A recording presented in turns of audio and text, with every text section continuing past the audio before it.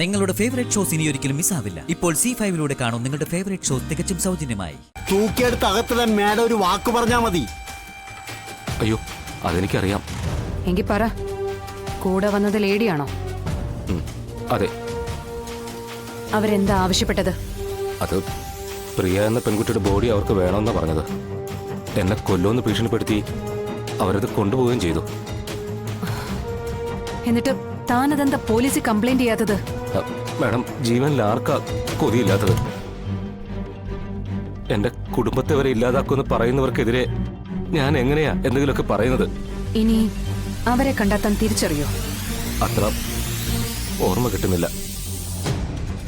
ശരി, എന്നാ ഇനി അവര് വരികയാണെങ്കിൽ അവരുടെ ഫോട്ടോ എടുത്ത് എനിക്ക് അയച്ചു തരണം. നിങ്ങൾക്കൊന്നും സംഭവിക്കാതെ ഞാൻ നോക്കിക്കോളാം. ജില്ലാ കളക്ടറാ പറയുന്നത്.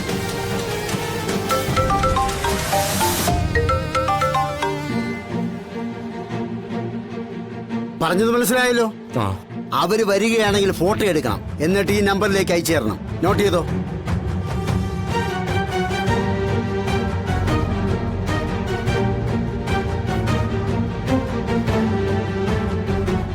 എനിക്കൊരാപത്തും ഉണ്ടാവരുത്. ഒന്നും സംഭവിക്കില്ല. കളക്ടറല്ലേ കൂടെ ഉള്ളത്. താൻ ധൈര്യമായിട്ടിരിക്കെ.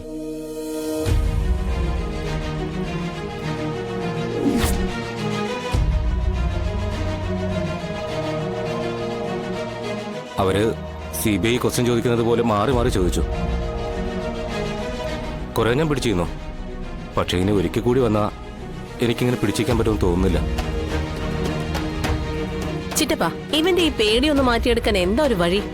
പോലീസിന്റെ പല വഴിയുണ്ട്, പക്ഷെ അതൊന്നും ഇവൻ താങ്ങത്തില്ല.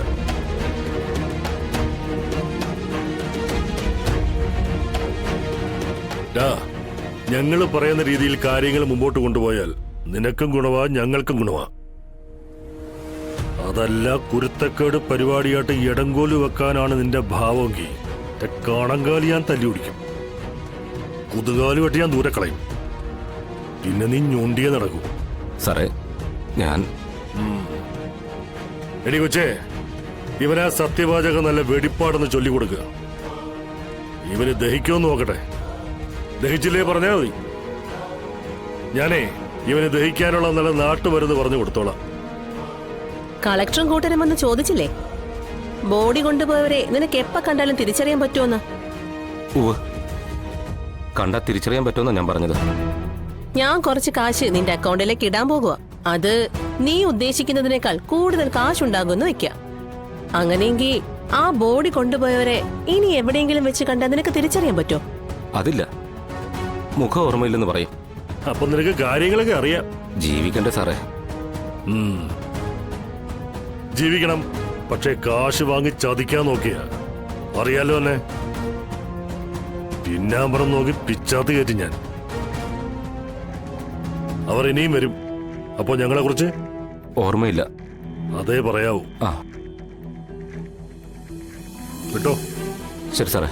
പിന്നെ നീ വീട്ടിലെത്തുന്നതിന് മുമ്പ് ക്യാഷ് അക്കൗണ്ടിൽ വന്നിരിക്കും. റെഡി? പിന്നെ അല്ലാതെ. ഓ,